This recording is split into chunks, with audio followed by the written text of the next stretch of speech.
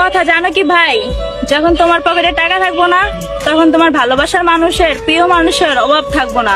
তখন তোমার আত্মীয় স্বজন যেগুলো পর থাকে না, সেইগুলো তোমার আপন হয়ে যায়। যখন তোমার পকেটে টাকা নাই, তোমার প্রিয় মানুষও পর হয়ে যায়।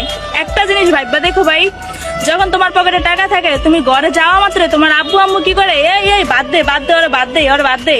টাকা নাই, যদি কও, আম্মু বাদ দাও, এ লইয়া খা। সো সো আমি একটা কথাই বলি, টাকা কামাও, এইসব রিলেশনও যাইও না, কোনো কিছু করো না। পর পরই থাকে, পর কখনো আপন হয় না। শুধু শুধু একটা মাইয়া মানুষ পাইলা তোমার কোনো লাভ নাই।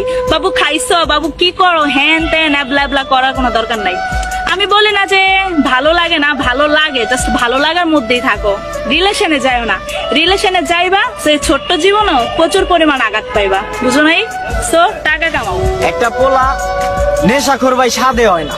একটা পোলা নেশা তখনই করে যখন ওই পোলাটা ভালো থাকার শর্তেও তার প্রতিবেশীরা বলে তার ফ্যামিলির কাছে যে আপনার পোলা তো ভালো না, আমার পোলা আজকে কত সাকসেস, আর আপনার পোলায় জীবনে কি করলো, সারা জীবনে কি করলো, খারাপ পোলা পাইনের লগে মিশে।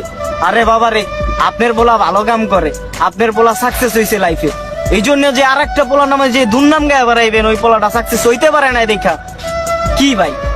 বিবেকে বাধা দেয় না? শরম লজ্জা বলতে কিছু নাই আপনাকে নাকি?